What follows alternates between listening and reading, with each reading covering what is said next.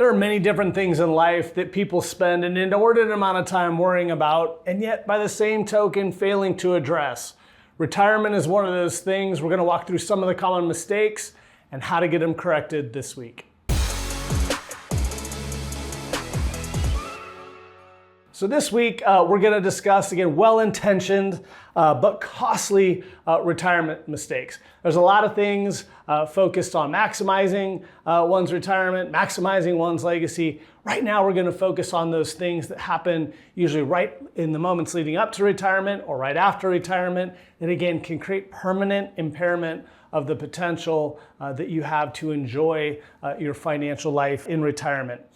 Is this an important issue? Well, 67% of Americans, according to a study recently done by Allianz Center for the Future of Retirement, fear running out of money in retirement more than death itself. And since most people have a fair amount of apprehension about the latter, this is a big deal. And yet it's one that people either put their heads in the sand, make big decisions based off coffee table conversations with neighbors, or what they think are good faith guesses, none of which, of course, is the right way to approach something that is not only this significant, but again, so emotionally significant to people as well. First topic, those mistakes that can't be undone, and most notably, we're talking about the very common errors that happen around Social Security. One is the importance of the spouse benefit, and really what we're talking about here is that spouse who maybe doesn't have the same size benefit, and hear time and time again this person like, well, I just wanted to take it for some fun money, have a little walking around change in my pocket. Not realizing that what could be a very significant benefit, half their spouse's benefit, is now being impaired by them taking their benefit early. Huge mistake. We've shared that, again, usually unfortunately after people have made those elections without us knowing about it, and watch how dejected they get as they realize the thousands of dollars that they've likely cost themselves in retirement.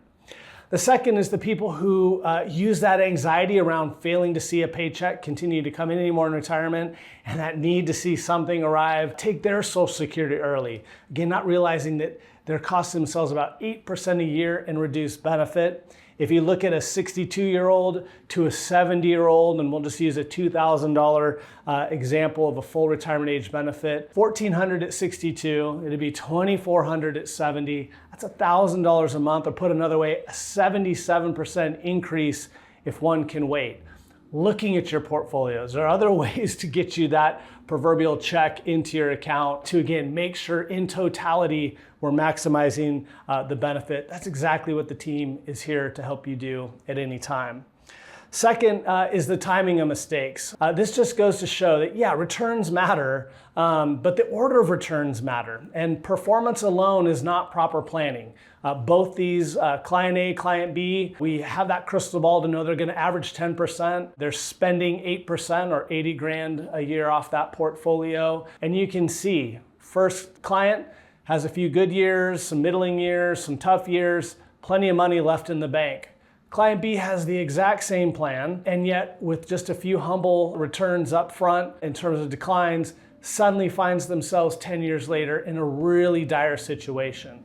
Addressing the sequence of returns risk is a big deal. It's exactly why we built our high income series here at 10 Capital to, again, help create stable cash flow, map that to whatever you're going to spend. Therefore, that same portfolio, all your shares that are year after year, hopefully to be able to take you through that retirement, kick out that longevity of that portfolio.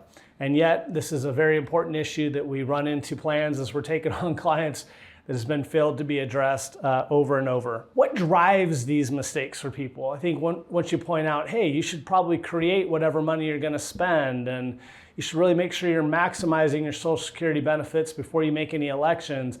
That all sounds really obvious after the fact. And just like Daniel Kahneman, who won his Nobel Prize years ago, has deduced, so many of our decisions are being made on an emotional level, a subconscious level. As I alluded to above, some of those, the desire to see guaranteed income, getting that Social Security check maybe a little bit sooner than one actually needs to replace that paycheck that's not showing up. Fear of outliving assets, talked about that up front. That fear can drive people to do all sorts of things that may not be productive. Another one is just greed or an overemphasis of growth. That failure to understand that transition between accumulation and distribution phases of one's life.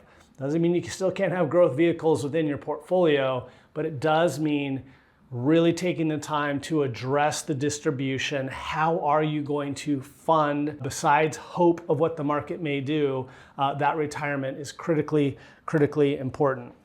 So it is the possible solution. As we talked above, steady cash flow. We talk about the three lenses in which to evaluate a portfolio. How much do you own? What are all the different shares of things you own? What do they pay you? Is that income stream stable? And then what are they worth? That's the thing that we classically look at as investors. Of course, that matters, but the first two are really how you ensure a greater longevity within a portfolio. If you're not having to liquidate part of your portfolio off all the time to help supplement your needs, but rather those shares, that ownership pays you the income you need, well, then you can ride through a lot of those tough markets with a lot, not only more financial confidence, but just peace of mind knowing that you've got that plan made. So in summary, the benefits of addressing this, really taking in things from a totality. One, solid start.